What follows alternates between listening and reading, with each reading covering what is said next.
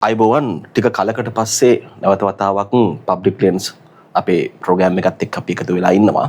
අද දවසේ අපේ ආරාධිතයා වෙන්නේ සජබ ගම්පා ආසනයේ සංවිධායකතුමා වරුණ රාජපක්ෂ ප්‍රතිතුමා. අයිබෝවන් කියලා පිළිගන්නවා. අද එතුමාගේ තැනම ඉඳලා තමයි අපි මේ වැඩසටහන පටිගත කරන්නේ. ඒකයි අපේ පසුබිම පොඩක් වෙනස් විදියට ඔබට පේන්නේ. මේ වරුණ රාජපක්ෂ මහතුමනි පළවෙනි ප්‍රශ්න විදිහට මම කෙලින්ම එනවා. දැන් ඔබතුමා බොහොම මෑතකදී කරපු දේශපාලන ව්‍යාපාරය තමයි රනිල්ට පක්ෂපාතී දේශපාලන ව්‍යාපාරය. එතකොට ජනාධිපතිවරණයෙන් පස්සේ ඔබතුමා සජබයත් එක්ක එකතු වෙනවා. දැන් ඔබ සජබ සමාජිකයෙක් විදිහට පළවෙනිම ප්‍රශ්නය මම අහන්නේ සජබයට මේ රටේ දේශපාලන බලය ලබා ගැනීමට හැකියාවක් තියෙනවා කියලා ඔබතුමා හිතනවද? එහෙම වැඩපිළිවෙලක් සජබයට තියෙනවද? අපි හිතමු යම් කිසි විදිහකින් සජබය එහෙම බලය ලබා ගත්තොත් මේක ආණ්ඩුවක් කරගෙන යන්න පුළුවන් කණ්ඩායමක් සජබට ඉන්නවද? ඔව්, පළවෙනි එක දේශපාලන පක්ෂයක් නිර්මාණය කරගන්න දේශපාලන පක්ෂයකට සංවිධානය වෙන්නේ රාජ්‍ය බලය ලබා ගැනීම වෙනුවෙන්. නිසා සමගි ජන බලවේගයේ ආරමුණ වෙන්නේ රාජ්‍ය බලය ලබා ගන්න එක.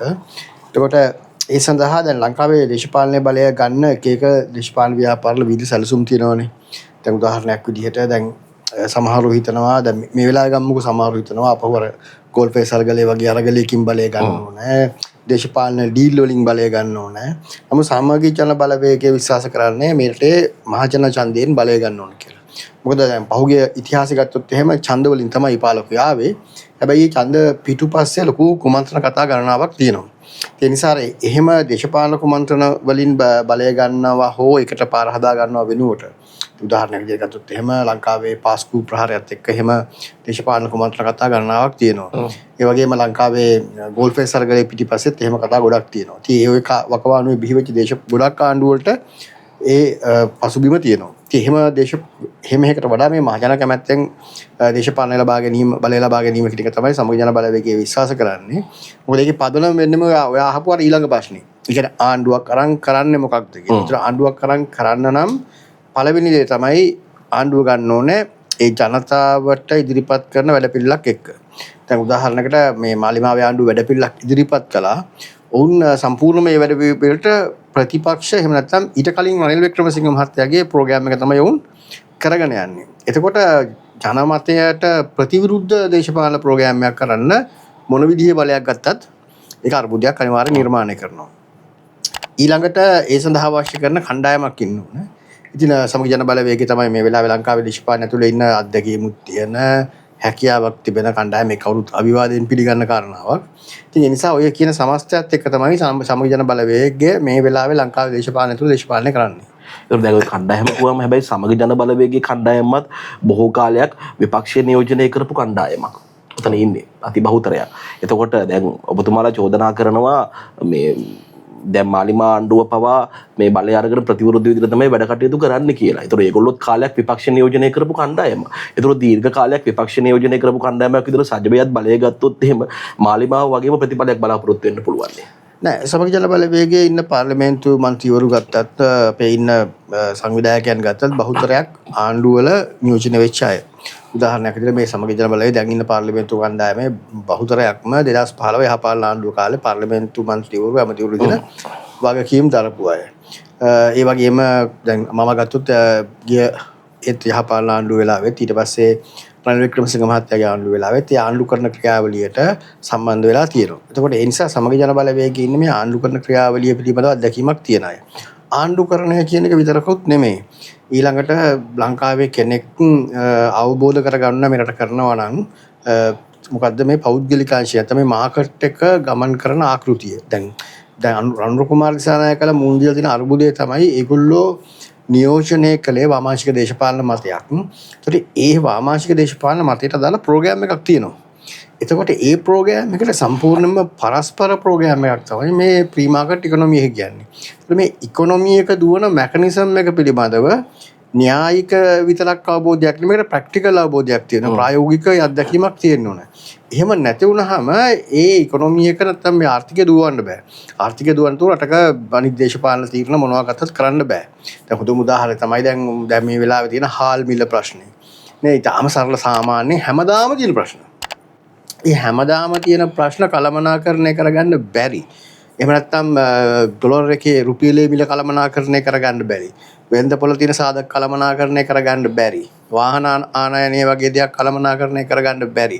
කියන ආර්ථිකයේ එන හැම ප්‍රශ්නයක්ම කළමනාකරණය කරගන්න බැරි වෙන්නේ ඒගොල්ලෝ මේ මාකට් එක හැසිරෙන විදිහ ගැන අදහසක් නැතුව වැඩ කරන්නේ. ඒ වුණාට දැන් ඔය සමහර ලෝක බැංකු වාර්තා එහෙම කියනවනේ මේ මොහොතේ රට යන විදිය බොහොම හොඳයි කියලා. ලෝක බැංකු වාර්තාවලට නෙමෙයි IMF රිපෝට් එක ගැන IMF රිපෝට් වල ප්ලස් නෙගටිව් දෙපැත්තම තියෙනවා. නමුත් IMF රිපෝට් එකේ IMF එක බලාපොරොත්තු වෙන්නේ මේ ආණ්ඩුව ජාත්‍යන්තර මූල්‍ය අරමුදලේ කියන්නේ DNS එක. ඒ කියන්නේ ණය තිරසරභාවය සඳහා මේ සකස් කරගත්ත වැඩපිළිවෙල debt sustainability report එක මත පදනම් වෙනවද කියන එක. එතකොට ඒකදී ඒගොල්ලෝ අපේක්ෂා කරනවා හැම වෙලේම ආර්ථිකය තුල ණය ගෙවන්න නැත්නම් මේගොල්ලෝ වග වෙලා ඉන්නේ ණය හිමියන් පිළිබඳව. IMF අපි ණය හිමියන් වෙනුවෙන් වග වෙනවා. එතකොට ඒක ආයතනයක්. එතකොට ඒ ආයතනය හැම වෙලේම බලන්නේ ණය හිමියන්ගේ අවශ්‍යතාවය වෙනුවෙන් කාර්ය ඉටු වෙනවද කියන කාරණාව. නමුත් වැදගත් වෙන්නේ මේකේ ප්‍රධාන පාර්ශවයේ රටක ඉන්නේ ප්‍රධාන දේ ජනතාව. රටේ ජනතාවගේ ප්‍රශ්න විසඳන්න ඕනේ. දැන් උදාහරණයක් විදිහට රනිල් වික්‍රමසිංහ මහත්මයාගේ පැත්තෙන් ඔය DNS එකට එකග වෙන්නේ. ඒ ප්‍රෝග්‍රෑම් එකට එකග වෙනකොට IMF ප්‍රෝග්‍රෑම් එකට ඒ වෙලාවේ ඔහු අපේක්ෂා කළා ආර්ථික වර්ධන වේගය 106කට වඩා ඉහළින් තියාගන්න. ඒතකොට ඒකේ ප්‍රෝග්‍රෑම් ගණනාවක් තිබුණා. දැන් උදාහරණයක් විදිහට මෙන්න ණය කළමනාකරණය කරන්න ආපු එකඟතාවය විතරක් නෙමෙයි. එතනින් පස්සේ ආර්ථිකය 106කට ගේන්න එයාගේ ප්‍රෝග්‍රෑම් එකක් තිබුණා. ඊළඟට ඔය විශේෂයෙන්ම රාජ්‍ය ව්‍යවසායයන් ප්‍රතිහෝගතකරණය කරන්න ප්‍රෝග්‍රෑම් එකක් තිබුණා. ඒත් මේ සමස්ත ප්‍රෝග්‍රෑම් එක ඇතුළේ තමයි මේක දුවන්න එයා ප්ලෑන් කරන් හිටියේ. සජ්ජබේ ප්ලෑන් එක නෙමෙයි මම මේ කියන්නේ. එතකොට දැන් මොකද මම ඒ ගැන කතා කරන්නේ අනුර කුමාර සානායක ක්‍රියාත්මක කරන ඒ ප්ලෑන් එකනේ. ඒකේ ප්‍රෝග්‍රෑම් එක දුවන්නේ කියලා ඔයගොල්ලෝ කියනවා. නෑ ඒකනේ ඉතින් යා වෙනස් කළේ නෑනේ. ඒ කියන්නේ දැන් මාලිමාව බලයට එන්න කලින් පැහැදිලිවම කිව්වේ ඒගොල්ලෝ විකල්ප DNS එනවයි කියලා. ඒ කියන්නේ debt sustainability report එකක් විකල්ප එකක් ගේනවා කියලා. ඒකක් ගෙනාවේ නෑ. පරණකම තමයි ක්‍රියාත්මක කරන්නේ. එතකොට ඒක පදනම් වෙලා තමයි සියලු දේවල් කරන්නේ. එතකොට මේ ප්‍රෝග්‍රෑම් එක කරනවා නම් ඒකේ සම්පූර්ණ ප්‍රෝග්‍රෑම් එක කරන්න ඕන. මේ කියනවා ගුරුවරයෙක් නිසා මම කියනවා දැන් අපි හිතමුකෝ මේ මැත්ස් කරනවා නම් ඔයා මැත්ස් සිලබස් එක සම්පූර්ණ කරන්න එපා. කොමර්ස් කරනවා නම් කොමර්ස් කරන්න ඕනේ. මැත්ස් සිලබස් එක මැද්දේ කොමර්ස් උගන්වන්න ගියොත් වැඩි අරුබුදයට යනවා. ඉතින් ඒ හින්දා දැන් මේක වෙලා තියෙන දැන් රනිල් වික්‍රමසිංහගේ ප්‍රෝග්‍රෑම් එක කරන්න පටන් ගත්තට ඒකේ සමහර කැලි මේගොල්ලෝ ගැලෙව්වා. උදාහරණයක් විදිහට රාජ්‍ය ව්‍යවසායන් ප්‍රතිව්‍යුහගතකරණය කිරීමේ ක්‍රියාවලිය කළේ නැහැ. ඒතකොට ශ්‍රී ලංකන් එක වගේ එකකට බිලියන ගාණක් ඒ කියන්නේ සාමාන්‍යයෙන් මිලියන 20000ක් බජට් එකෙන් දැම්මා පළවෙනි බජට් එකේ. ඒතකොට එහෙම දාලා ඒක තියන් හිටියා. තියන් ඉඳලා ටික කාලයක් ගියාම තේරෙනවා අර ප්‍රෝග්‍රෑම් එකේ ඒ කැලේ අපි නොකර පින් තමයි අපි හිර වුණේ කියලා. දැන් ඒ හිර වුණාම අපහු ඒක කරන්න තීරණය කරනවා. හැබැයි කරන්න තීරණය කරලා අවුරුදු 2ක් විතර පස්සට ගිහිල්ලා ඒකට ලොකු මේ ධනයක් විනාශ කරලා. හරි. එතකොට ඊළඟට දැන් සමහරක් ඔය ඉන්දියාවේ විශේෂම වාදානියත් එක්ක තිබුණ ඇග්‍රීමන්ට් එක වගේ සමහරක් ඒවා. ඒවා ඒ ප්‍රෝග්‍රෑම් එකේ තිබුණා. අපි එකකද නැද්ද කියන එක නෙමෙයි. ඒතකොට ඒ ප්‍රෝග්‍රෑම් එකේ ඒ නිශ්චිත මොහොතේ ඒකෙන් ලංකාවට එන ආයෝජනයත් කැල්කියුලේට් කරලා තමයි අර ආර්ථික වර්ධන වේගය අරෝමියෝ ගණන් හදන් තිබ්බේ. ඒතකොට ඒ කැලේ ටික නොකර ඉන්නකොට ඔන්න මේ පැත්තෙන් ඩොලර් එකේ අර්බුදේ එනවා. ඊට පස්සේ ඩොලර් එකේ අර්බුදය ආපුවාම දැන් ඒකට මතක් වෙන්නේ නැහැ දැන් මීට මාස 6කට කලින් ගත්ත වැරදි තීරණය. ඊට ඩොලර් එකේ අර්බුදයට උත්තරයක් හොයන්න ආය යනවා. එතකොට ඒකට ගිහිල්ලා අපහු මේ ආනයන සීමා පනවන්න තීරණය කරනවා. ආනයන සීමා පනවන්න තීරණය කරනවා බැංකු පොලි අනුපාතය වැඩි කරන්න තීරණය කරනවා. ඒත් ඔය දෙක වෙනකොට ආය ඔන්න උද්දමනය වැඩි වෙනවා ආර්ථික වර්ධන වේගය යන හිටිනවා නේ බැංකු පොලි අනුපාතය උද්දමනය මේ වැඩි වෙනවා ඊට පස්සේ ආනයන සීමා දැම්මාම ආර්ථික වර්ධන වේගය යන හිටිනවා. ඒත් මේ සර්කල් එක කරගෙන එක නවතිනවා. ඒකයි මම කිව්වේ දැන් මේගොල්ලෝ මාකට් එක ගැන අවබෝධයක් නැහැ කියලා. දැන් අපි නිකන් උදාහරණයක් විදිහට ගත්තොත් එහෙම සමහරක් දැන් ওই වාහන ආනයනය හදිසිය නවත්තන එක. වාහන ආනයනය ඕපන් කරලා එකපාරට නවත්තනවා. ඒගොල්ලෝ නවත්තනවා නැති එක. නවත්තනට වඩා අධිභාරයක් දැම්මා. ඒක අධිභාරයක් දාපු ගමන් මේක නවතී කියලා. හැබැයි සාමාන්‍ය මාකට් එක වැඩ කරන්නේ නීති රීති වලින් විතරක් නෙමෙයි. මාකට් එකේ ඉන්න අට තියෙන සෙන්ස් එකක්. මොකද්ද වෙන්න යන්නේ කියලා. මේගොල්ලෝ කිව්වට මාස 3න් මේක අඩු කරනවා කියලා මාකට් එකේ ඒක තේරුම් ගන්න එහෙම නෙමෙයි. ඊට පස්සේ මාකට් එක කරනකොට පැනික් බයින් එකක් කරනවා පුළුවන් තරම් LC ඕපන් කරනවා අන්තිමට සම්පූර්ණ තිබ්බටත් වල අරුබුදයකට මේක යනවා. ඒකට සාමාන්‍යයෙන් මේ මාකට් එක වැඩ කරන විදිහ අපිට කාමරේ ඉඳන් තීරණය කරන්න බෑ. ඉන්ඩිවිජුවල් තනි තනි මිනිස්සු තමයි තීරණ ගන්නෙ. ඒතකොට තනි තනි මිනිස්සු ගොඩකගේ තීරණ වලින් තමයි මේක හැසිරෙන්නේ. ඉතින් හැසිරීම දන්නේ නැති කණ්ඩායමකට ඇත්තටම මේ ආර්ථිකයක් ගෙනියන්න බෑ. එහෙමනම් ඒගොල්ලෝ කරන්න ඕනකම තියෙන්නේ ඒගොල්ලන්ගේ අර රෝහණ ජීවිතගේ ප්‍රතිපත්ති ප්‍රකාශනයේ තිබුණු විප්ලවීය ප්‍රතිපත්ති ප්‍රකාශනය වගේ එකක් ක්‍රියාත්මක කරන එක. මොකද ඒකට ජනවරමක් අරගෙන ඒක කරන එක. ඒක හරි. මේ ප්‍රී මාකට් ඉකොනොමිය කියන්නේ නම් මේ ඉකොනොමිය කියන ස්ට්‍රක්චර් එක ගැන තේරුම් අරගෙන යන්න ඕන. දැන් සජබෙට ඔය දැනුම තියෙනවා කියලා ඔබතුමා කියන්නේ. ඔය සජබේ දේශපාලන ප්‍රතිපත්ති ඔව් මගේ ප්‍රශ්නේ එන්න හදන්නේ එතනින්. දැන් ඔය ප්‍රතිපත්ති සජබේ හරහා ක්‍රියාත්මක කරන්න හරි කතන්දරය තමයි මේ සජබේට බලය ගන්න ඕනේ. සජබේ ආණ්ඩු කරන ක්‍රියාවලියට ඇතුළත් වෙන්න ඕනේ. ඒතර එතනදී සජිත් ප්‍රේමදාස සජබේ නායකතුමා 2019 ජනාධිපතිවරණ ඉදිරිපත් වෙනවා පරාජයටපත් වෙනවා 2024 ජනාධිපති ඉදිරිපත් වෙනවා පරාජයටපත් වෙනවා 19ට වඩා ජනවරමේ අඩුවක් තියෙනවා 2024 වෙනකොට එතුමා දේශපාලනයේ පටන් ගත්තු හම්බන්තොට දිස්ත්‍රික්කය වතාවන් දෙකේදීම පරාජයටපත් වෙනවා. එතකොට ඔය කියන ආණ්ඩු බලය ලබා ගැනීමට ඔබතුමාගේ පක්ෂ නායකයත් එක්ක හැකියාවක් තියෙනවද? අනුර කුමාර කීපාරක් පෙරදුනාද? අනුර කුමාර පරාජය වුණාට අනුර කුමාර හිටියේ ලංකාවේ කවදාක්වත් බලය ගන්න බැහැ කියන තැනනේ. අනුර කුමාර හිටියේ 100ට ඕද කතාවේ කියන විදිහට 103ක සමහරවිට 103කටත් වඩා අඩුවේ. ඒතර 103ක හිටපු මිනිස්සු එකපාරට දේශපාලන බලය ලබා ගන්නකොට ඊළඟට විකල්පයක් විදිහට වැඩිම බලයක් තිබිච්ච කණ්ඩායමට බලය ලබා ගන්න බැරි වෙනවා. අනුර කුමාර 103 ඉඳලා ඉවරලා බලය ලබා 140 කාලයකට එන්න බලපාන්නේ රටේ දේශපාලනයේ වෙච්ච විශාල වෙනසක්. හරි. ඒ වගේම ලංකාවේ දේශපාලනය ඇතුළේ එවැනිම විශාල වෙනසක් වෙලා තියෙනවා. දැන් උදාහරණයක් විදිහට සජිත් ප්‍රේමදාස 2019 ජනාධිපතිවරණ ඉදිරිපත් වෙනකොට අපි කවුරුත් දන්නවා සජිත් ප්‍රේමදාස තිබුණ අභියෝගයක් ඔහුට එක්සත් ජාතික පක්ෂය ඇතුලේ ඒ අවස්ථාව ලැබුණේ නැහැ. නේ ඒතකොට බලෙන් ගත්තේ. ඒ බලෙන් ගන්න පුළුවන් තත්ත්වය බලෙන්ට ගන්නවාටත් වඩා ඒ අවස්ථාව ඇත්තටම ඔහු ඊට කලින් අවස්ථාව ගන්න උත්සාහ කළානේ. ඊට කලින් 2015 දී ඔහු ඉදිරිපත් වෙන්න උත්සාහ කළා. ඒ වෙලාවේ ඔය කරු ජයසූරිය මහත්තයා නම කියුණා, රනිල් වික්‍රමසිංහ මහත්තයාගේ නම කියුණා. අන්තිමට මෛත්‍රීපාල සිරිසේනට ගියා. ඒතකොට 2015 කියලා කියන්නේ සාමාන්‍ය ලංකාවේ දේශපාලනයේ සාමාන්‍ය ආකෘතිය වෙන්නේ එක ධාරාවක්. ඒ කියන්නේ මේ ජාතික ලයින් එකේ ඔය මේ සාවාමාංශික ජාතිකවාදී වාමාංශික ලයින් එකේ බලය තිබුණු වෙලාවක් 2015. එතකොට ඒක දකුණු කඳුරට බලය හුමාරු වෙන්න නියමිතව තිබුණු අවස්ථාව. ඒ අවස්ථාව එක්සත් ජාතික පක්ෂයේ ඒ වෙලාවේ දුන්නේ සජිත් නෙමෙයි මෛත්‍රීපාල සිරිසේනට. හරි. ඒතකොට මේ සජිත්ට දිනන්න තිබුණු හොඳම අවස්ථාවක් ඔහුට අහිමි කළා. අපි ඒ ගැන කතා කරන්නේ නැහැනේ. එහෙම අහිමි කරලා ඊට පස්සේ අපි කරන්නේ ඊළඟට එක්සත් ජාතික පක්ෂය සහ මෛත්‍රීපාල සිරිසේන එතන පැහැදිලිවම තිබුණේ නොගැලපීම. ඒ නොගැලපීම විසින් අර්බුදයට ගියපු. සජිත් සම්බන්ධයෙන් සජිත් වගකීමක් නැති පාස්කු ප්‍රහාරයක් නිසා අර්බුදයට ගියපු. නේ ඒ හරහා සංචාරක ව්‍යාපාර අරම වැටිලා අර්බුදකාරී අභියෝගාත්මක අවස්ථාවක තමයි ඔහුට මේක හම්බ වෙන්නේ. එතකොට අපි දන්නවා ඒ වෙලාවේ ලංකාවේ මුළු ඉලෙක්ෂන් එකම තිබුණේ පාස්කු ප්‍රහාරය බේස් කරගත්ත ජාතික ආරක්ෂාවේ සටන් පාඨය. ඒ සටන් පාඨය තමයි එන්නේ. ඒ මොනොත් සජිත් බිලි වෙනවා වගේ නේද? ඔව් ඒකේ දේශපාලනයේදී සමහරක් වෙලාවට දැන් Tamanට මේ අවස්ථාවන් ගන්නකොට එහෙම අභියෝගාත්මක වෙලාවල් වල ගන්න වෙනවා. ඉතින් එහෙම අරගෙන පරදින්න පුළුවන්. එහෙම තමයි දේශපාලනය කියන්නේ. හැබැයි දැන් මේ අවස්ථාව කියන්නේ ඊට වඩා වෙනස් අවස්ථාවක්. මේ අවස්ථාව කියලා කියන්නේ ලංකාව ඔය කියන විදිහේ අර සෝඩා බෝතල් ආකෘතියේ එක්ස්පෙරිමන්ට් එක ඔක්කොම කරලා තියෙන්නේ. මොකද ඒ ගෝඨාභය රාජපක්ෂගේ එක්ස්පෙරිමන්ට් එක කළා. ඊට පස්සේ එක්ස්පෙරිමන්ට් එකේනට විශාල ආර්ථික අර්බුදයකින් විනාශයටපත් වුණා.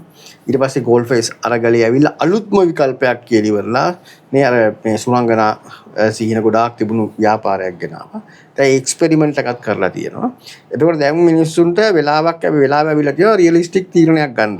යථාර්ථවාදී තීරණයක් ගන්න. ඇත්තටම මේ සුරංගනා සිහින නෙමෙයි ප්‍රායෝගිකව ක්‍රියාත්මක කරන්න පුළුවන් වැඩපිළිවෙලක් ක්‍රියාත්මක කරන්න. ඉතින් මොකද අපි හැම වෙලේම කියන කතාව තමයි අනුරට වඩා අනුර කියන හැම වෙලේම අනුරට වඩා අර මොකද්ද ඊට වඩා හොඳ දේශපාලන ව්‍යාපාරයක් හදන්න බලය ගන්න කියලා.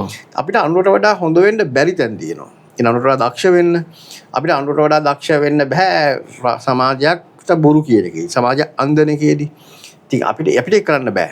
නේ ඊට පස්සේ අපිට අනුරට වඩා නැත්නම් ගෝඨාභයට වඩා සමාජයක් ඇතුලේ අර අනුවේදනීය වෙන එක කියන්නේ ජාතිවාදය, ආගම්වාදය, කුලවාදය මේවා වපුරලා වේදනාව අරගෙන ජයග්‍රහණය කරන්න බෑ.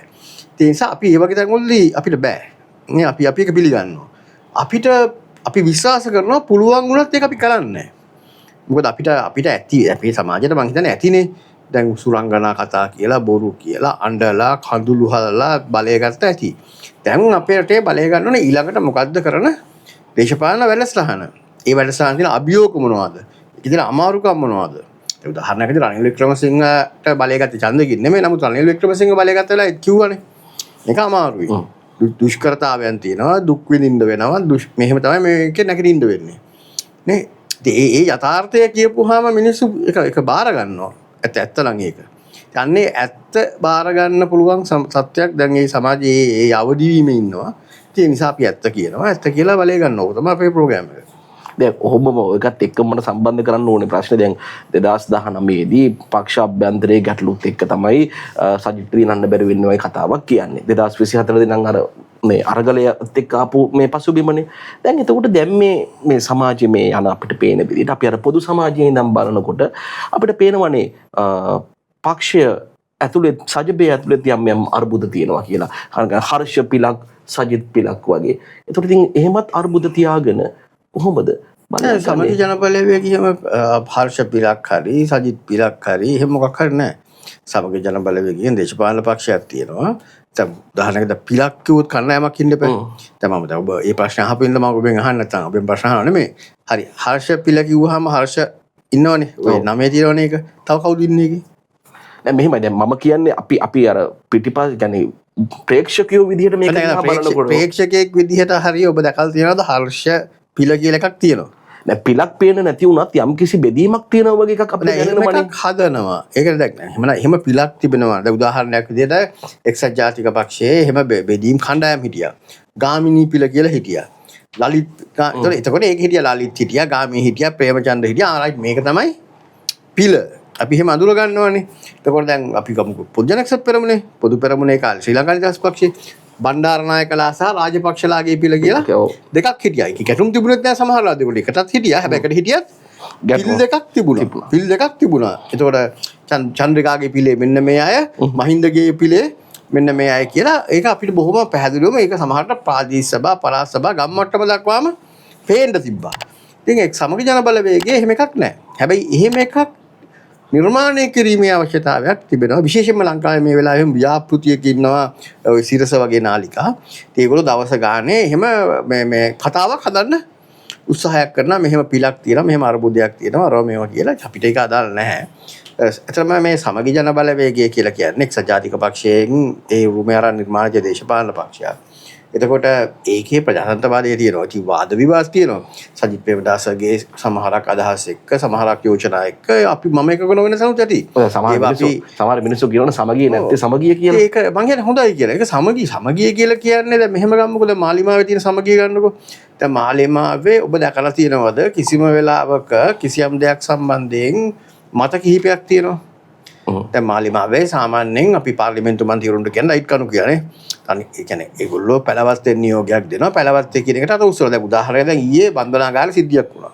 ඒ බන්ධනාගාර සිද්ධියෙන් පස්සේ ඕගොල්ලෝ දැක්කලා පැලවත් එක්කෙනෙක්වත් පැය ගාණක් යනකම් එක සෝෂල් මීඩියා වල සම්පූර්ණ ඉන්ඇක්ටිව් වෙනවනේ. පෝස්ට් මුකුත් නැහැ. එහෙම ඉඳලා එකපාරට ඔන්න හර්ෂණ නානායක්කාර ඇවිල්ලා ප්‍රකාශයක් කරනවා. ඒ ප්‍රකාශයෙන් පස්සේ තමයි ඔක්කොම දැන් ඔන්න කතා කරන්න පටන් ගන්නෙ. එහෙම නැත්නම් ඒගොල්ලෝ සමහරක් වෙලාවට තත්ත්වය බැලන්ස් කරගන්න ඕන නම් අර පක්ෂයේ නොවන YouTube අය දාලා එක කතා ටිකක් කියමින් ඉන්නවා ඒ අර ග්‍රවුන්ඩ් එකේ එනකම්. හැබැයි පක්ෂෙන් එක අදහසක් ඔක්කොම කියනවා. ඉතින් ඒක හොඳ නැද්ද? ඒක හොඳ වෙන්න බෑනේ. ඒ කියන්නේ දැන් උදාහරණයක් විදිහට දැන් දේශපාලන පක්ෂ කියලා කියන්නේ විවිධ පුද්ගලයෝනේ. ඒතකොට මේ විවිධ පුද්ගලයන්ගේ අදහස් යෝජනා ඇවිල්ලා ඒව සාකච්ඡාවට ලක් වෙලා සංවාද වෙලා තමයි හොඳම එක හැදෙන්නේ. නැත්තම් මේ පළවත්තේ අර බිදුරු කාමරේ කියන මිනිස්සේ. දැන් උදාහරණයක් මේ ජවිපේ තීරණ ගන්න ටිලියන් සිල්ලානේ. එතකොට මේ ටිලියන් සිල්ලා කියලා කියන්නේ මහජන ඡන්දයෙන් පත් වෙන කෙනෙකුත් නෙමෙයි. ඒතකොට මිනිස්සුන්ට වගකීමකුත් නැහැ. ඒතකොට ජීවිත කාලෙම මේ මිනිසුත් එක්ක කියන්නේ දේශපාලන පක්ෂයෙන් එළිය මිනිසුත් එක්ක වැඩ කරලා නැහැ.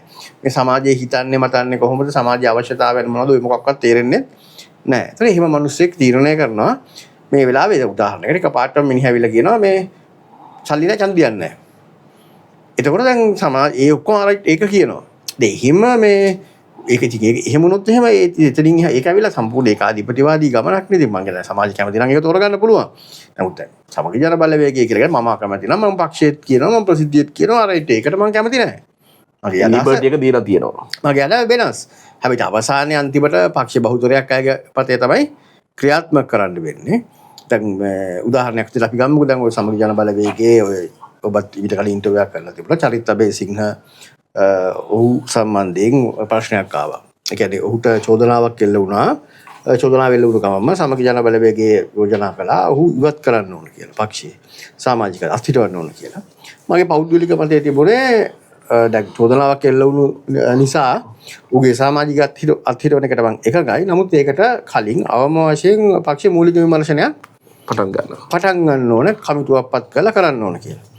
නමුත් පක්ෂේ කිව්වා නෑ අපි සමාජීය අත්හිටවලයි පරීක්ෂණය කරමු කියලා. ඒතර මගේ මතය සහ පක්ෂයේ මතය අතර වෙනසක් තියෙනවා. මම කියන්නේ කමිටුවක් පත් කරලා පරීක්ෂණයක් කරලා ඉවත් කරන්න කියලා. පක්ෂය කියන්නේ නෑ සමාජික අත්හිටවල කමිටුවක් පත් කරමු. ඊට අවසානයේ බහුතර මතය සමාජිකත්වයේ අත්හිටවල පරීක්ෂණය කරමු කියලා. මට ඒකට එකග වෙන්න වෙනවා.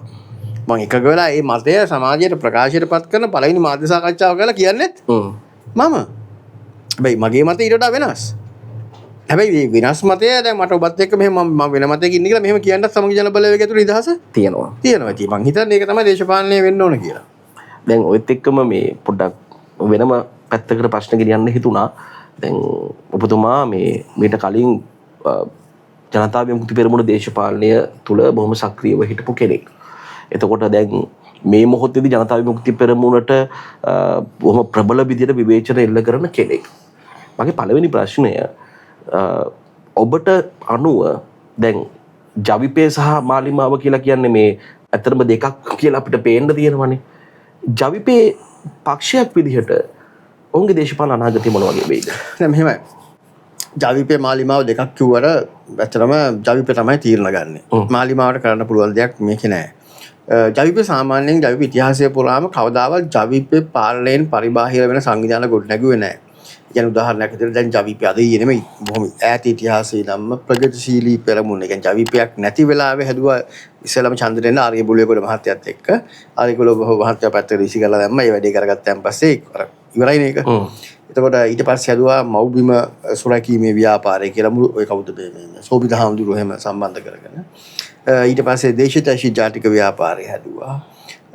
ඊට පස්සේ තමයි මාලිමාමික අලුත් අත්දැකීමක් නෙමෙයි මේ එක්ස්පෙරිමන්ට් එක කාලයක් තිස්සේ ඒගොල්ලෝ කරමින් හිටියා. ඒ හැම වෙලේම ඒකේ කෝ එක නැත්නම් ඒකේ ස්ට්‍රක්චර් එක සම්පූර්ණ ආරතේ තියාගන්න ඔය කාටවත් වෙන වෙන තීරණ ගන්න බෑ. ඒක පක්ෂෙන් තමයි සම්පූර්ණ තීරණ ගන්න. අඩුම තරමෙන් අනුර කුමාර දිසානායක මෙරට ජනාධිපතිතුමාට අනුර කුමාරටවත් තීරණ ගන්න බෑ.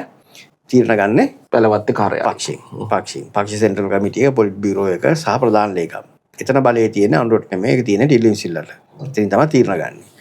එතකොට ඒ නිසා ඒගොල්ලෝ පක්ෂයක් විදිහට මේ යන විදිහටම යනවා. මේ මාලිමාව කතා දාලා නැහැ. ඒගොල්ලෝ ඒ ස්ට්‍රක්චර් එක තියන් ඉන්නවා. නමුත් ඡන්ද පදනමේදී ගත්තාම ඡන්දනේ ප්‍රශ්න කතාව තියෙන්නේ. එතකොට ඒගොල්ලෝ 103ක ඉඳලා 140කට ඇවිල්ලා ජනාධිපති වෙන්න ඒ ආකෘතිය හදාගන්න එක සාධකයක් මාලිමාව. සේරම නෙමෙයි. ගෝල් ෆේස් අරගලෙන් හදුණු ඒ කියන්නේ ඒගොල්ලෝ කිසිම සම්බන්ධයක් නොතිබුණු ගෝල් ෆේස් අරගලයකින් හැදිච්ච සමාජ මනෝභාවය තමයි ලොකුම කාර්යභාරයක් කළේ. ඒ වගේම ලංකාවේ ඊට කලින් පාලනය කරපු පක්ෂ විසින් නිර්මාණය කරලා දීපු අර්බුදය. ඒ පක්ෂ පිරිහීම. ඊට අමතරව ඒගොල්ලෝ අපි වෙනස් පරණ JVP එක නෙමෙයි කියලා පෙන්වන්න මාලිමාව යොදාගත්තා. ඉතින් ඒතකොට මේ සාධක තුනෙන් එක ප්‍රධාන සාධකයක් එයාට අහිමි වෙනවා මේ මාලිමාව කියන එක මේ මොකද මේ එක්ස්පෙරිමන්ට් එක දිගට ගෙනියන්න බැරි නිසා. ඒක ඇත්තටම తాවකාලිකව ඉතිහාසය පුරාම හදාගත්ත මව්බිම සුරැකීම අනම්මනම් වගේම මේ මාලිමාවත් මේ ටර්න් එකට විතරයි මෙතනින් පස්සේ යන්න බෑ. මොකද දැන් මාලිමාවට ආපු අයත් මේක ඇතුළේ පෙඩක් වෙනවා. ආපු අයත් කලකිරෙනවා. බරපතල කලකිරීමක ඒගොල්ලෝ ඉන්නේ. නමුත් කරන්න දෙයක් නැහැ. නේ අර බඳගත්ත පෙරේ ගහන වගේ ඉන්නේ. ඒගොල්ලෝ මේක ගලවලා දාන්න පුළුවන් පළවෙනි මොහොතේ මේක ගලවලා දානවා. ඉතින් ඒක ගලවලා දාන සමහරු වෙන දේශපාලන ව්‍යාපාර වලට සමහරු ගෙදර යයි සමහරු කලකිරෙයි. JVP එක ඒගොල්ලගේ රූට් එකේ යනවා. ඒතර ජේබේ කියනව සමහර පරණ මිනිස්සු කියනවනේ මේ ලක්ෂයක් මල්ලර කමන්නේ අපි මේ ගත්ත බලය තියාගන්නවා. ඊට පස්සේ තව සමහරු කියන අපි මේ ගත්ත බලය ලේසියෙන් දෙන්නේ නැහැ කියලා. ඔය කියන විදිහට යම්කිසි මොහොතකදී මාලිමාවෙන් බලය ගිලිනවා වගේ තැනකට ආවොත් ඉස්සරහට අපි උපකල්පනය කරොත් එහෙම ඔබ හිතනවද ජවිපේ නැවත ප්‍රචණ්ඩකාරී වෙලා බලය තියාගන්නේ කියලා? දැන් ওই ප්‍රකාශයටපත් වෙන්නේ ආසාවල්නේ. අපි හැමෝටම ආසාවල් තියෙනවා. මේ ඔබටත් ආසාවල් ඇති මටත් ආසාවල් ඇති. ඒ වගේම අපි දන්නවා ඒ ආසාවල් ජයග්‍රහණය කරන්න තියෙන සීමාවල් නේ සහ අභියෝග. ඒතකොට ඒව ගැන අවබෝධයක් නැතුව ආසාවල් තිබ්බ කියලා දේවල් කරන්න බෑනේ. එතකොට JVP එක ආසයි දැන් මේ හම්බ වෙච්ච බලය සදාකාලිකව තියාගන්න. ඔය ආසාව ඊටාම දැඩි ලෙස පේනවා මේ සමාජයෙන් අයින් වෙලා වෙනම හුදකලා වෙලා ඉන්න කණ්ඩායමට. ඒ කියන්නේ JVP කාඩරයකට. ඒ කියන්නේ ටිල්වින් සිල්වට. කියන්නේ බලය කවදාක ලබා ගන්න බැරි වෙච්ච අර. ඔව් ටිල්වින් සිල්ලා හැම වෙලේම කතා ගන්න පටන් ගත්තොත් බලන්න එයා කියන්නේම එයා ඉස්සෙල්ලාම මේ ආණ්ඩුව ආපු ගමන් කිව්වා දැන් අපි ආණ්ඩු බලය අරන් තියෙනවා. අපි රාජ්‍ය බලය ගන්න ඕන කියලා. ඊට පස්සේ එයා පහුව ඇවිල්ලා මේ දැන් කිව්වා චීනෙන් යාට කිව්වා කියලා අවුරුදු 20ක් වත් එක දිගට ඕගොල්ලෝ ආණ්ඩු කළොත් තමයි මේ රට හදන්න පුළුවන් වෙන්නේ කියලා. එතකොට දැන් ඊළඟට ඡන්ද තියන්න වෙන්නේ නැහැ. ඔයගේ ප්‍රකාශ කරනවා ඒ යාගේ පැත්තෙන් මේක යාව නියෝජනය කරන කණ්ඩායමක් ඕක ඉන්නවා. ඔය ජවිපේ කියන කණ්ඩායම මානෙම. ඒ කණ්ඩායම යාගේ තමයි ඔය ජාතිය ඔය ප්‍රකාශ එන්නේ ඔය කොමියුනිස්ට් ප්‍රකාශනයේ ඔය මේවා තිබිච්ච සුරංගනා සීන අරගෙන ඒවා මේ නිකන් ප්‍රැක්ටිකලි දැන් කරන්න පුළුවන් වෙයි කියලා. හැබැයි ලංකාව කියන්නේ ඊට වඩා වෙනස් රටක්. ලංකාව කියලා කියන්නේ අවුරුදු මේ ලංකාවේ නිදහසෙන් පස්සේ ඉතිහාසයේ පුරාම ප්‍රජාතන්ත්‍රවාදී ඉතාම හොඳට අනිවාර්යෙන් ප්‍රැක්ටිස් කරපු තැනක්. කියන්නේ ලංකාවේ කිසිම පාලකයෙක් ඡන්දයක් පෙරදිලා යන්න බෑ කියලා නෑ. උදාහරණයකට දැන් රනිල් වික්‍රමසිංහ වගේ කෙනෙක්. හරි. ඒතකොට ගොඩක් වෙලා ගියා. දැන් චන්ද්‍රිකා බණ්ඩාරනායක අර අමාත්‍යාංශය පවර ගන්න ඔබට මතකයි. ඒ පවර ගත්තාම මේ පවරා ගැනීම නීත්‍යානුකූලයිනේ. සදාචාරාත්මක වෙන්න පුළුවන්. නීත්‍යානුකූල නම් ව්‍යවස්ථානුකූල නම් ඒකට ඉඩ දෙනවා. ඔය දිනපරස් දෙකේදී විතරයි ඔහු සරංගලේ ඒකට හේතුව තිබුණේ ඒක ව්‍යවස්ථානුකූල නැති නිසා එකත් අධිකරණයට ගිහින් කරගත්තේ. ලංකාව නීතිය මේ ව්‍යවස්ථාව මත බේස් වෙලා තමයි ඔය තාම ඒකාධිපති කියලා කියපු ගෝඨාභය පවා මිනිස්සු පාට බැස්සම යන්න ගියානේ අඩු ගන්න ව්‍යවස්ථානුකූලවත් නෙමෙයි ගියේ ඡන්දකින් නෙමෙයිනේ ලංකාව එහෙම සමාජයක් මේකේ ඒකාධිපතියෝ හැදෙන්නේ නෑ හදන්නත් බෑ ලංකාවේ සමාජය එහෙම බාරගන්නෙත් නෑ ඒ නිසා මේ සමහරක් ශ්‍රීවදී ඇත්තටම සුරංගනා සීන දැන් අවාසනාව තියෙන්නේ දැන් සමහරක් සීන හැබෑ කරගන්න බැරි වුණාට ඒ සිහිනවලට මිනිස්සු දරන උත්සාහයන් එක්ක විනාශයන් වෙන්න පුළුවන්. දැන් එහෙම සිහින දැක්කන JVP එක 71 දැක්කා 89 දැක්කා. ඒ හැම සිහිනයක්ම කෙලවර වුණේ විනාශකින්. දැන් මම කියන්නේ ඒකට මේ ප්‍රජාතන්ත්‍රවාදීව බලය හම්බ වෙලා තිබෙන මේ වගේ ගෝල්ඩන් ඔපචුනිටි එකක් හම්බ වෙලා තියෙන වෙලාවකත් අර වගේ විකාර පිස්සු හීන දකින්නවා කියන්නේ එක මාර පිස්සුවක්. ඒ කියන්නේ මේක දැන් ආණ්ඩු බලය දුන්නේ ගෙදර යන්න නෙමෙයි අපි දාලා යන්නේ නැහැ කියන එක නෙමෙයි කරන්න ඕනේ. බලය දුන්නේ අපිට වැඩක් කරන්න අපි ඒ වැඩේ උපරිමෙන් කරනවා. ඒක කරාන් පස්සේ මිනිස්සු අපි ඕනනම් ආයේ පත් කරගනි. තෝරගනි. ඕකනේ තියරිය. හැබැයි ඒ වෙනුවට කියන්නේ අපිට දුන්නා අපි ආපහු දෙන්නේ නැහැ.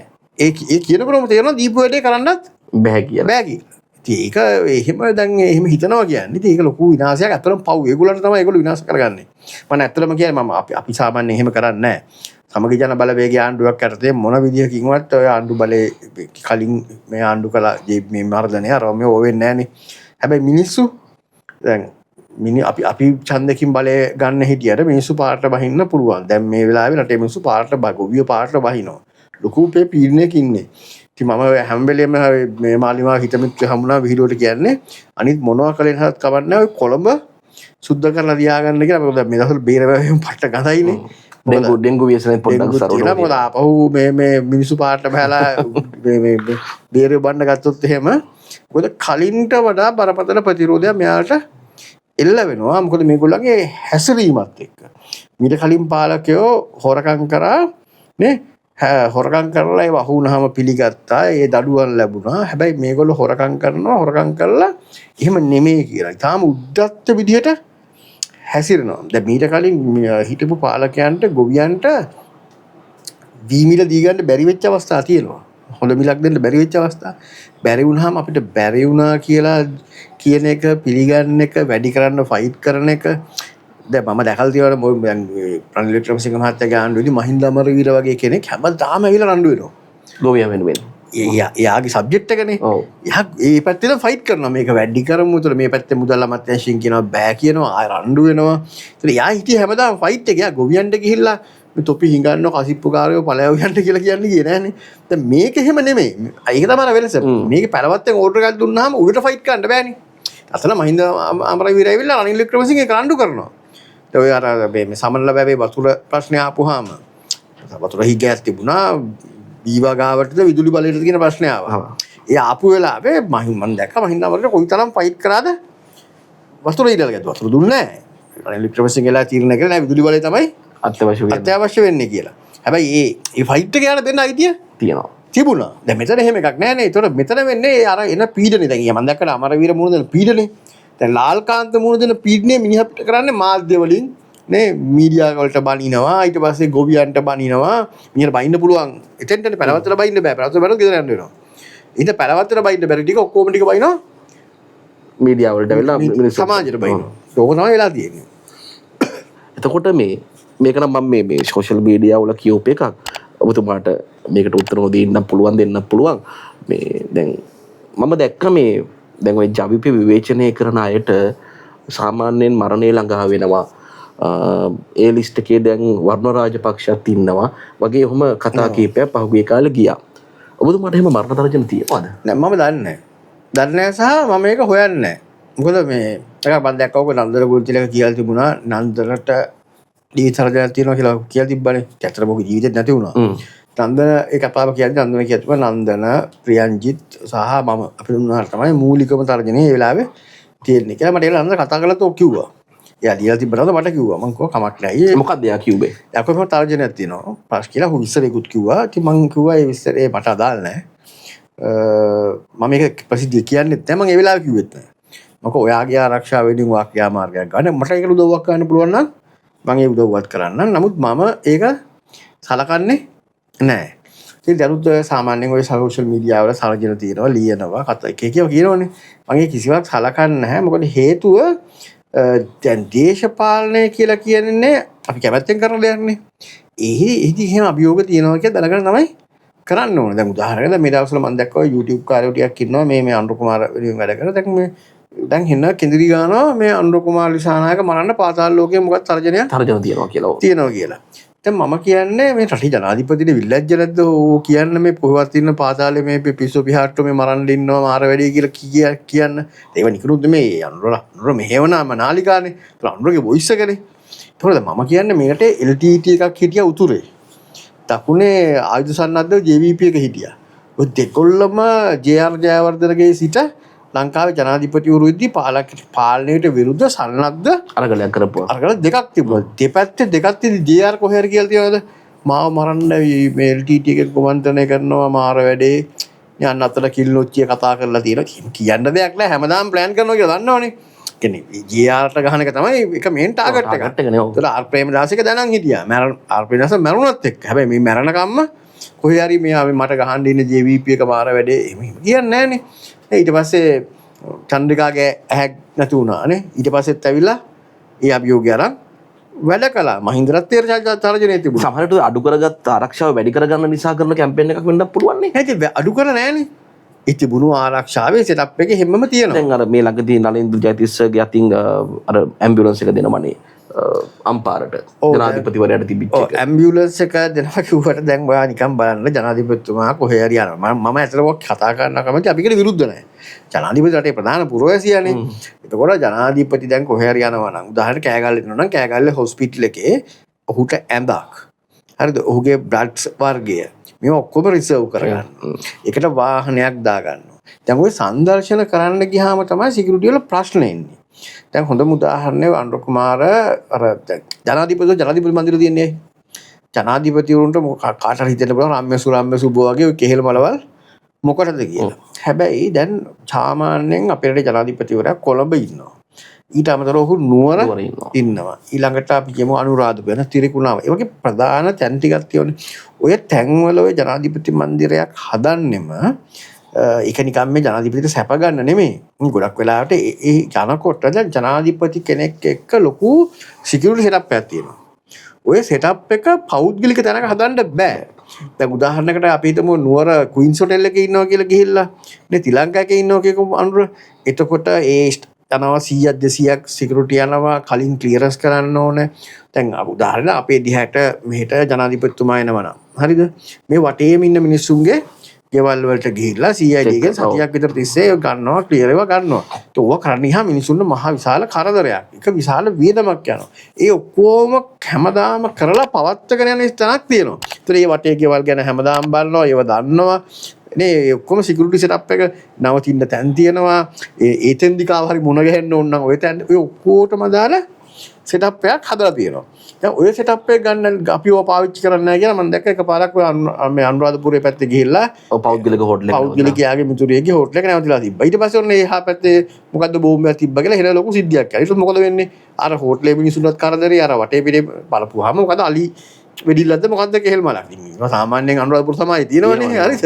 එතකොට දැන් ඒ පිස්සුව නටන්න වෙන්නේ ඔය මේක පාවිච්චි කරන්නේ නැත්තම්. ඒක වැඩිපුර වියදම් වැඩිපුර අවදානම්.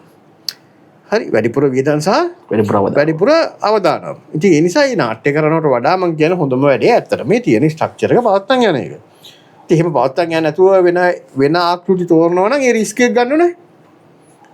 තමයි. ඒ තීරණය ගන්න කෙනා. ඒ තීරණය ගන්න කෙනා ඒක අරගෙන ඇවිල්ලා කියන්න බෑ ඔන්න පාතාලේ තරජන අනම්මන කියන අන්න වැඩ.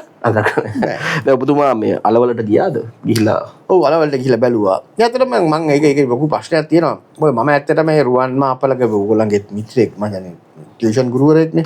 මම ඇත්තටම හිතුවේ මේ මාලිමාවේ තියෙන මෝඩකම සහ උද්දච්චකම නිසා කරගන්න වැරද්දක් කියලා. ඒක ඇත්තටම මම ඒක බොහොම එහෙම විවේචනාත්මකව කියපු කතාවකුත් නෙමෙයි. මම දැක්කා ඒ සාකච්ඡාව. එයා කියනවා අපි මෙහෙම එකක් හදනවා කියලා. හදනවා කියනකොට දැන් මම මේ ගම්පහනේ. ඉතින් මම එයාට කියනවා ඔක කරන්න එපා. ඒක එපා කියන එක මට අවාසියි. දැන් කොහේ හරි ගමකට ඔබේ ගමේ මොකක් හරි කාණ්ඩුවෙන් හදනවා මිනිස්සු කැමතිනේ. ඒතකොට ඒක මම එපා කියලා විපක්ෂ කෙනෙක් කිව්වහම කියන මිනිහට තමයි ඒකේ පාඩුව වෙන්නේ. මම කොහොමද මට පාඩුවක් වෙන්නත් පුළුවන්. මම ඒකත් කියලා කිව්වේ. මට මිනිස්සු මට බයින්න පෙත් මං කියන්නේ මේ අපරාධ රටේ මුදල් ඔතන ඕක සාර්ථක වෙන්නේ නැහැ කියලා. ඒක උත්තරේ මම දැක්කා. ඒකට යාකෝ බලමු. ඒ බලමු කිව්වම නිසා තමයි මම ඉතින් ටිකක් ගිහලා බැලුවා බලපුවාම ඉතින් මේක ඇලේ බැවිලා මේකෙදි මුකුත් එක සංචාලකයෙක්වත් ඇවිල්ලා නැහැ. කෙනෙක්වත් ඇවිල්ලා නැහැ. පටන් ගන්න දවසෙන් පස්සේ ඇවිල්ලා නැහැ. ඒ පටන් ගත්ත දවසේ කොහෙන්ද ඒගොල්ලෝ ගෙන්න පටන් ගස්සේ කවුරු හරි ඇවිල්ලා දෙන්නේ දෙයිලා මොකක් හරි කළා නාට්‍යයක්. එතකොට දැන් මේකට මම මෙතන කියන ලක්ෂ 50ක් කියලා ඒ ප්‍රාදේශ බාට ආපු ගා ලක්ෂ 50 මුළු ගාන මම හිතන්නේ ලක්ෂ 1.5ක් ලක්ෂ 150කට ආසන්න ගාන වියදම් කරලා ප්‍රොජෙක්ට් එකට ලක්ෂ 150 ආසන්න ගාන වියදම් කරලා දෙනවා. දැන් මම හිතුවේ මේක මේ ඇත්තටම මම පොඩි ජෝක් එකකට එක්ක කළේ මේ මිනිස්සුන්ගේ ඉතින් උද්දච්චකමයි පඬිතකමයි හින්දා මේ ලක්ෂ 150ක් විතර නැති වුණා කියලා කියන්න. හැබැයි ඊට පස්සේ මම මේ කිව්වහම මට හම්බ වුණා මේ වොයිස් රෙකෝඩින් එකක්. මම යදු දෙ දැම්මා. ඒ වොයිස් රෙකෝඩින් එකේ තියෙනවා මේ ව්‍යාපෘතිය කරලා තියෙන්නේ මොකද SK හරි මොකක් හරි කම්පැනි එකක්. ඒ කම්පැනි එකට ඊට කලින් හිටපු සභාපතිවරයා කතා කරලා අහනවා ඔයාද මේක කරේ කියලා. මිනිහා කියන මම මොකුත් දන්නේ මේ ගමේ වැඩක් හින්දා මේ ඔයාගේ කම්පැනි නමින් අපි කරන්නම් කියලා ඇවිල්ලා මේ මට කිව්වා මම ටෙන්ඩර් එකට කොළ ටික අස්සම් කරලා දුන්නා. හැබැයි මේක කළේ සභාපතිතුමාගේ උමනාවකට. මල්ලි. සභාපතිගේ මල්ලි කරලා තියෙන්නේ. එතකොට මේ ටෙන්ඩර් එකේ තියෙන බෝඩ් ටික දාලා නැහැ. ඒ වොයිස් කට් එක අහන්නකො ඒකේ තියෙනවා මේ මම අලුත් දෙකරු ප්‍රෝග්‍රෑම් එකක් තියෙනවා මේ ඒව ටික ගන්න අහවල් තැන තියෙනවා මෙතන තියෙනවා. හැබැයි දැන් ගෙවීම් කරලා ඉවරයි. එතකොට මට තේරෙන්නේ මේ අපි හිතපු තරම් මේ කවුද මේ රුවන් මාපලක ගම කියලා අහිංසක පාරිශුද්ධ නැහැ. නෑ අහිංසක නෑ. ඒ මෝඩකමන කරපු වැඩක් නෙමෙයි මේ ලොකු නාට්‍ය කියන්නේ ලොකු වැඩ කරන්න ආසයිනේ මේ කීයක් හරි හොයාගන්න සමහරු. කමිෂන් එකක් ගන්න ඒකේ මම ඇටි ගෙවල් ටික සෙල්ලම් ගෙවල් ටික හදලා තියෙන්නේ. පැහැදිලිවම මම කියන්නේ මගේ පාසල් අපේ පාසල් වල මේ අපේ දරුවන්ගේ ඒගොල්ලෝ නිවාසාන්තර ක්‍රීඩා උල්වල වලට ඊට වඩා ඒව හදනවා. ලස්සනට හදනවා. ඒතකොට ඒ ඉතින් එහෙම ඒවා ටිකක් හදලා ලක්ෂ 150ක් විතර වියදම් කරලා බලපුවාම ප්‍රාදේශීය සභාවේ සභාපතිගේ මල්ලි තමයි ප්‍රොජෙක්ට් එක කරලා තියෙනවා කියලා කියන්නේ. ඒක ටිකක් බරපතලම ප්‍රශ්නයක්. ඒ ඔය જાතියේම ගොඩක් තියෙනවා. මම ඔකට කියන්නේ අතරම මේ නිකන් හිතන්නකෝ දැන් මම ඔය YouTube සදන් තියෙනවා ලංකාවේ ආණ්ඩුවෙන් නිකන් කවර් කිව්වොත් හරි දැනීමක් හරි කරොත් ලොකු වැඩක් කරනවා කියලා. ඒක අනිවාර්යයෙන්ම වෙන කවුරු හරි පටන් ගත්ත වැඩක්. පොඩි වැඩක් කරොත් අනිවාර්යයෙන්ම ඒක මේගොල්ලන්ගේ වැඩක් හැබැයි වැඩක් නැති වැඩක්. ඔය දෙක තමයි තියෙන්නේ. يعني මේගොල්ලෝ හිතන්නේම හිතලගේ චින්තනයේම තියෙන්නේ පොඩි එකක්.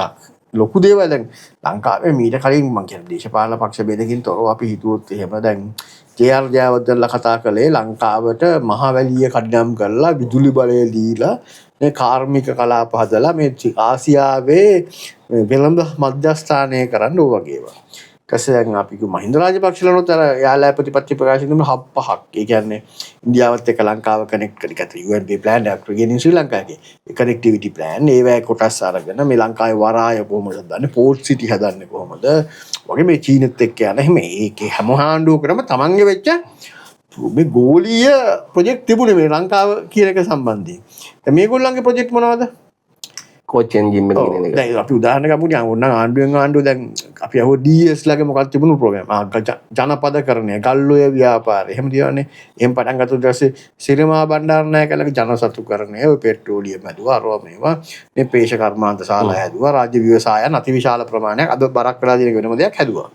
ඊට පස්සේ අපි ආවොත් එහෙම මේ ජේ.ආර්. ජයවර්ධනනේ මහවැලිය අරවා මේවා. දැවන්ත ව්‍යාපෘති පොලිමක් කියන්න පුළුවන්. මහින්ද රාජපක්ෂලා ගත්තත් මේ යුද්ධය තියෙද්දි මේ පෝට් සිටි වරාය අධිවේගී මාර්ග චන්ද්‍රිකත් ඒවා කරා. මේගොල්ලන්ගේ හැවුවොත් එහෙම අමාත්‍යාංශයට කොළඹ පිටකොටුව බස් ස්ටෑන්ඩ් එකේ තීන්දුව ගෑවා. හරිද? මේ යක්කල මේ එහා පැත්තේ මේ නුවර පාරේ 20 වලක් වහලි කරලා මොකද සූරපප්පා කියලා නමකුත් දැම්මා. ඊට පස්සේ තව මොකද්ද වැසි අර අම්බිකා ගිහලා අර වැසිකිළියකට මුල්ගල තිබ්බා. ඊට පස්සේ තව අපි දැක්කා මට්ටක් කුලියට බස් පාරට බස් එකක පපර බෑන් ගහලා ලක්මාලි ඇවිල්ලා සීනි කඩවල දැම්මා. බස් එකක් විවෘත කළා. ඊට පස්සේ තව කොහෙද කඩුවෙල පැත්තෙත් මම දැක්කා පාරකට බස් එකක් දාලා. ඒ බස් හැබැයි දැන් පස්සේ ආයෙ දුවන්නෙත් නැහැ. ඊට පස්සේ සීනි කඩ දැම්මා. දුඹුරු සීනි කඩ දැම්මා. එතකොට දැන් ඔය අලවල සංචාරක ගම්මාන්තය අලුත්ම මේ එක අරිලව් ගණන් කරා. ඕවා තමයි කියන්න වෙන්නේ. මම කියන ආණ්ඩුවක් කරලා දැන් උදාහරණයක් මම ඔක්කොම ඔයගොල්ලන්ගේ පරණ යාළුවෝනේ. ඒ කාලේ දැනන් හිටියේ නැද්ද ඒගොල්ලන්ට මෙහෙම කැපැසිටි එකක් නැහැ කියලා? දන්නවා. ඉතින් දන්න හින්දානේ අයින් වෙන්නේ. කැපැසිටි එකක් සහ ප්‍රෝග්‍රෑම් එකක් නැති හින්දා. මම ජනතා විමුක්ති පෙරමුණට එකතු වුණේ පාසල් ශිෂ්‍යයෙක් වෙලා ඉද්දි. එතකොට ඒකට කතා හේතුවක් තිබුණා. අපි පාසල් ශිෂ්‍යයෙක් වෙලා ඉන්නකොට මාමාංශික ගතියක් එනවා ඒකට. ඊටත් වඩා දැන් මගේ ගෙදර පසුබිම ගත්තොත් මගේ තාත්තගේ තාත්තා වැඩ කළේ ඔය කමියුනිස්ට් පක්ෂයේ. අපේ ගෙදර සම්පූර්ණ පිරෙන්න තිබුණේ මේ සෝවියට් පොත්. ඒක පළවෙනියට කියවපු කතාවේ නම් කියුවේ සෝවියට් පොත්. සෙල්ලම්බරු තිබුණේ රුසියාවෙන් ගෙන ආපුවා. හරිද? එතකොට ඒ නිසා ඒ පොඩි කාලේ ෆැන්ටසියක් තිබුණා. හැබැයි රුසියා ඒ සෝවියට් දේශය ගැන මහා වැඩක් කළානේ. ඒක වෙනම ප්‍රොජෙක්ට් එකක්. අපි එකක නැති වුණාට ඒක එහෙනම් ලොකු ප්‍රොජෙක්ට් එකක් ඒක. ඒතකොට මේ ප්‍රොජෙක්ට් එක ඇතුළේ අපි දැකපුව දේවල් තිබ්බා. ලෝකයේ ඔලිම්පික් වල ඒගොල්ලෝ තමයි පළවෙනි යන්නේ අභ්‍යවකාශයට යන්න ඉස්සෙල්ලාම ඒගොල්ලෝ. හරි ලෝක යුද්ධ දැවැන්තම න්‍යෂ්ටික බලය. එතකොට ඒක මහා විශාල දෙයක් තිබ්බා. නේ? එතකොට ඒක දිහා බලලා ඒ ආශාදයට එක්ක අපි ඒ කාලේ මම දේශපාලනේ වැළඳ ගන්නවා. හැබැයි ඒක වැළඳගෙන අපි ගියාම අපිට හම්බ වෙන්නේ අර සෝවියට් පොත්වල වීරයෝ වගේම සෝවියට් පොත් ඇතුලේ තියෙනවා ඒ අප්සෙට් චරිතත්. කියන්නේ පෙරළු නැවුම් පස්ස වගේ එකට ගියාම හම්බ වෙනවා හරි විකට චරිත. නගුලෝවුලා ශුකාර්සියලා ඒ කියලා හරි විහිළුකාර කියන සමාජවාදයක් කියලා හදන්න ගිහින් පිස්සු කෙලු බඩු. ඒ බඩු ඔක්කොම හම්බ වෙනවා. ඒ නගුලෝවුලා ශුකාර්සියලා ඒ විකාරකාරයෝ ඔක්කොම ටික හම්බ වෙනවා ජීවිප එකකට. මම ඒ කාලෙත් ඉතින් ඒගොල්ලෝ ඒ නම් දානවා. මම ඔය ගොඩක් සංවිධායකයන් මෙයා මකාර මෙයා මේ ශුකාර එහෙම නම් දාලා යන්නේ ඒ ආතල්ලේ ගත්තා ඉතින් තරුණ කාලේ. ඊට පස්සේ තේරෙනවා ඉතින් මේක මේ බලය හද ගන්න පුළුවන් ව්‍යාපාරයක් නෙමෙයි. ඉතින් සා බලය අරගෙන මේ වැඩේ කරන්න පුළුවන් ව්‍යාපාරයක් නෙමෙයි. ඉතින් ජීවිප එක ලංකාවේ තිබ්බට කමන්න මේ මාමාංශික මනෝභාවය නඩත්තු කරන් යන්න. ඉතින් ඒක කරා යන කටියට ඒක කරගෙන යන්න දීලා මම එකෙන් අයින් වෙලා ඉතිහා මගේ දේශපාලනයක් කරා. ඒක එන්නේ එහෙම. නිසා ඉදත් දරන් හිටියා. දරන් හිටපු නිසා ඒක තමයි මම දරුත් කියන්නේ මම ඔය කට්ටිය කැපැසිටි එක මම දන්නවා.